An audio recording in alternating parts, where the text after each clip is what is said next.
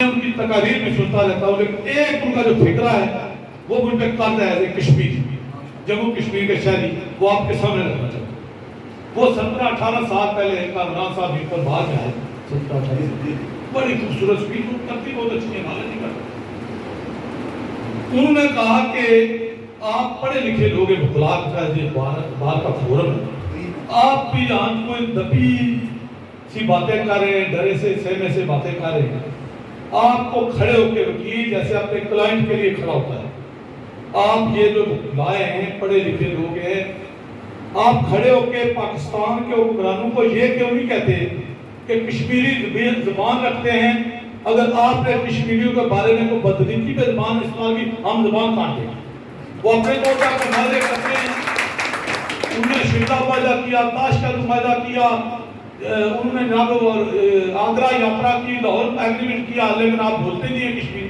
آپ کشمیری اگر اس میں شامل نہیں ہیں تو بے شک کوئی کلیم کرتا ہے میں آپ کا وکیل ہوں یا بڑا بھائی ہوں، اس کی زبان کاٹ۔ یہ بہت بڑا فکرہ تھا جناب ڈاکٹر صاحب۔ اور دوسرا جو بات ہے، جس پارٹی کے ساتھ نام کے ساتھ عوام یا پیپلز نے لگا ہوا، وہ عوام کی پارٹی ہو ہی نہیں سکتی، کیونکہ پارٹی بنائی جاتی ہے عوام کی خدمت کے لیے، پارٹی بنائی جاتی ہے عبادت کے لیے اور عوام کے لیے۔ تو جن پارٹیوں کے ساتھ یہ نام نہیں، وہ ظاہر ہو رہا پورا ماضی آپ کے سامنے ہے کہ وہ اپنے لیے ہی بنی ہوئی، اپنے مفادات کے لیے، اپنی اولادوں کے لیے۔ تو بات کرنے والی یہ ہے، کیونکہ آپ کا فورم ایسا ہے، یہاں یہ بات کی جا سکتی ہے کہ دنیا پوری میں دو طبقات ہیں، ایک ظالم ہے، ایک مظلوم ہے، ایک استحصال زدہ ہے ہماری طرف اور ایک استحصال کرنے والا طبقہ، ایک جاگیردار ہے، ایک طرف حالی ہے بیچارہ، 3 وقت کی روٹی نہیں، ایک طرف سرمایہ دار ہے، ایک طرف مزدور ہے۔ ان کی جیسے حق اور باطل کی لڑائی ہے، یہ انسانی تاریخ سے چلی آ رہی ہے اور آج تک جاری ہے۔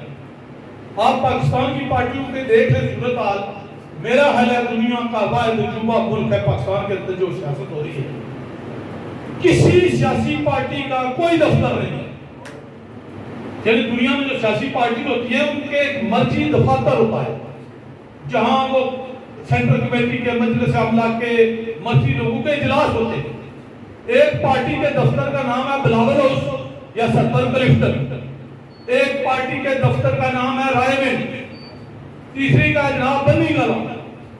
اور ان سب بڑی پارٹیوں کے اندر نہ جمہوریت ہے، نہ کبھی الیکشن ہے، اور ہم سادہ لوگ کشمیری ان پارٹیوں سے یہ امید لگائے بیٹھے ہیں وہ جموں کشمیر میں رائے شماری کریں، جن کو اپنے کارکنان پہ اعتبار نہیں ہے، وہ اپنے عوام کی رائے لے رہے ہیں بغیر مسلط ہے ان پہ، ان سے ہم کشمیری سوچ رہے ہیں جی ہماری رائے شماری کی آواز اٹھائیں۔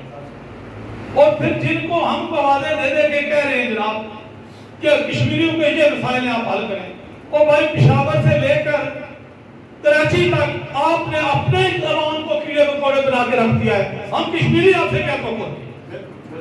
یہ باتیں کون کرے گا؟ یہ وہی پلیٹ فارم کرے گا، وہی سیاسی لوگ کریں گے جن کا نالج ہے، جن کا کوئی تاریخ پہ اسٹڈی ہے، اور جو جناب دلانہ طور پر باکردار ہو کر باصول ہو کر پالیٹکس کرنا چاہتے ہیں، لیکن جنہوں نے سیاست کو کاروبار بنا رکھا ہے، جنہوں نے سیاست کو اپنے گھر کی لوڈی بنا رکھا ہے، جنہوں نے چار جگہ عوام کو اپنا مزارہ یا غلام سمجھتے ہیں، وہ کیا جانے جناب، نہ انہیں غرض ہے کہ سیاست عبادت ہوتی ہے، نہ انہیں غرض ہے کہ سیاست عوامی خدمت کا نام ہے۔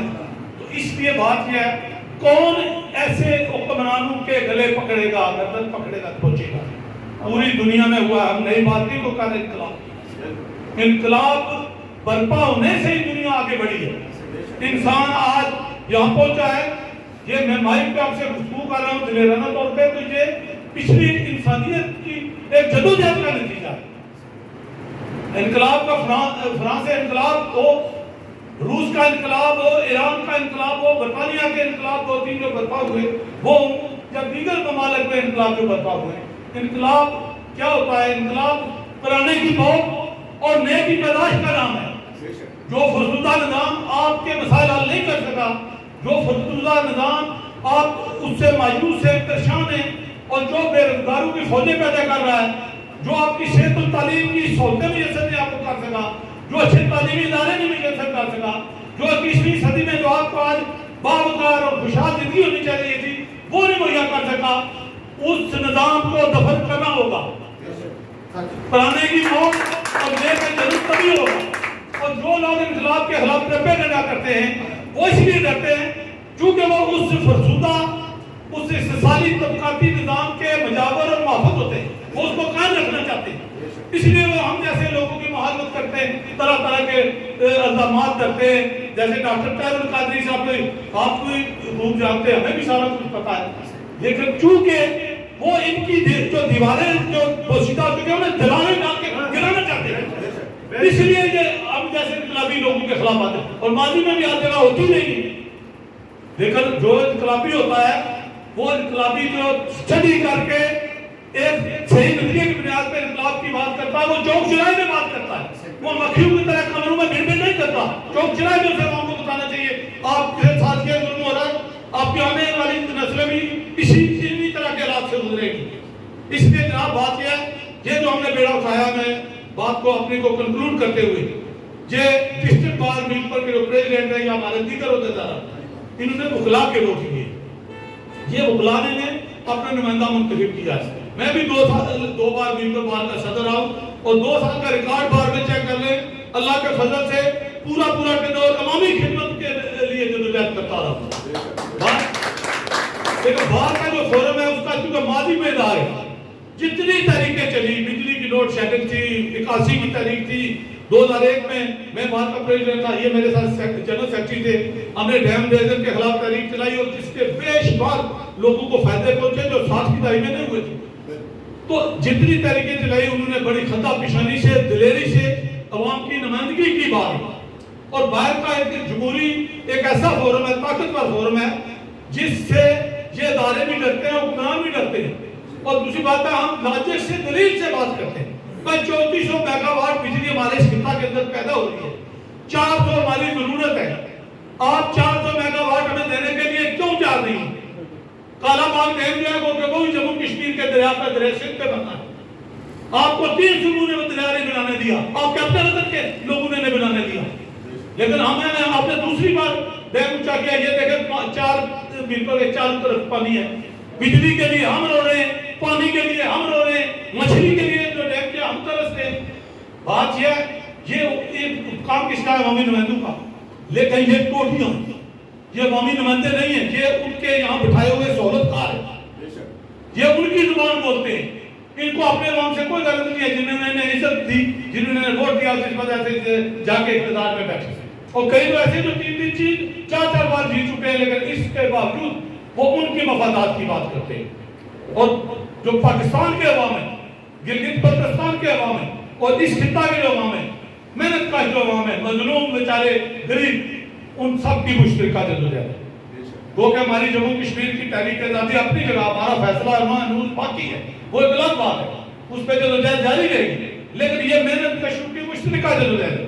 میں آخری بات آپ سے کر کے جانا چاہوں گا. دل خون کا اثر ہوتا خدا سے. مختلف میٹنگ میں جاتے ہیں، انسانوں کے منہ میں چپل ہے، کپڑے پھٹے ہوئے، اور پورا دن اس ریاست کے لیے وہ محنت کرتے ہیں، اور ان کی محنت کی کمائی جو ہم خور کھا جاتے ہیں. اور 98% وہ لوگ بیچارے جو جیا. اس لیے یہ میں سمجھتا ہوں کہ بہت بڑی ایک مخلوق خدا کی جو خدمت ہے، اس سے بڑی عبادت ہی نہیں. اور اللہ تعالیٰ بھی یہی کہتا ہے کہ اگر آپ کو شعور ہے، اگر آپ کو انسانیت کا درد ہے، تو آپ مخلوق خدا کے لیے ضرور ہے. تو تاکہ جیسے آپ کوئی درمیانے درجے کی زندگی گزار رہے ہیں یا کسی حد تک باعزت باوقار گزارا کر رہے ہیں، دوسرے کے لیے بھی ایسا نہیں. بلکہ یہ تو حدیث مبارکہ بھی ہے کہ جو اپنے لیے پسند کرتے ہیں وہ پڑوسی کے لیے بھی پسند کرتے ہیں. لیکن ان کو جو ووٹ لیتے ہیں، جو یہاں سے منتخب ہو کے جاتے ہیں، یہ ہمیں انسان ہی نہیں سکتے. میں آخری ایک بات کر کے اجازت چاہوں گا، کیونکہ وہ سب یہاں مجھے سارے باشعور لوگ تحریکی لوگ ہیں. وہ انڈیا کا ایک سیاستدان ہے لالو پرساد یادو، بڑا مختلف طرح کا سیاستدان. میں کئی جگہ مثال اس کی دیتا ہوں، بڑی فٹ بیٹھتی ہے پاکستان اور اس خطے پہ. پاکستان کے صحافیوں کا وہاں وفد گیا بھارت میں، انہوں نے مختلف سیاستدانوں کے انٹرویو کیے. تو لالو پرساد یادیو سے بھی ملے تو حسن نصار یہ جو صحافی ہیں ٹی وی پہ آتے ہیں، انہوں نے پوچھا کہ ان کے اپنی بک ہے حسن نصار کی زندہ انسان کا المیہ، اس کے اندر انہوں نے واقعی شریف ہوتی ہے، تو انہوں نے اس سے پوچھا کہ لالو پرساد یادیو صاحب آپ اور بھی سوال پوچھے، لیکن یہ جب پوچھا کہ آپ سیاست میں آنے سے پہلے کیا کام کرتے تھے؟ انہوں نے کہا کہ میں بھیڑ بکریوں کا کاروبار کرتا تھا۔ تو حسن نصار نے پوچھا کہ بھیڑ بکریوں کا کاروبار چھوڑ کے آپ سیاست میں کیسے آ گئے؟ یہ کیا واقعہ ہو گیا؟ انہوں نے کہا آپ کو میں نے تو کہا ہے میں نے سیاست میں آنے آیا ہوں تو بھیڑ بکریوں کا کاروبار چھوڑ دیا، میں تو ابھی بھی بھیڑ بکریوں کا کاروبار کر رہا ہوں۔ تو انہوں نے کہا اچھا وہ کاروبار بھی کر رہے ہیں اور سیاست کر رہے ہیں؟ انہوں نے کہا نہیں، پاکستان اور بھارت کی سیاست بھیڑ بکریوں کا کاروبار، آپ اسے عبادت سمجھتے ہیں یا تبدیلی اس کو رکھتے ہیں؟ یہ تو سیاستدان ہے، اپنے بارے میں کیا؟ تو بات یہ ہے انہوں نے آپ کو بھیڑ بکریاں سمجھا ہوا، پاکستان کے حکمران بولے نہیں، اور ان کے یہاں جو بیٹھے ہوئے کاسا لیس اور ان کے سہولت کا فیسیلیٹیٹر، تو ہمیں ان کو پہچاننا ہوگا، عوام کو آرگنائز کرنا ہوگا، اور منظم آرگنائز عوام یہ سب طاقت ہے۔ اگر آپ عوام کو آرگنائز کر پاتے ہیں تو یقیناً انشاءاللہ مستقبل ہمارے آنے والی نسلوں کا بہت شکر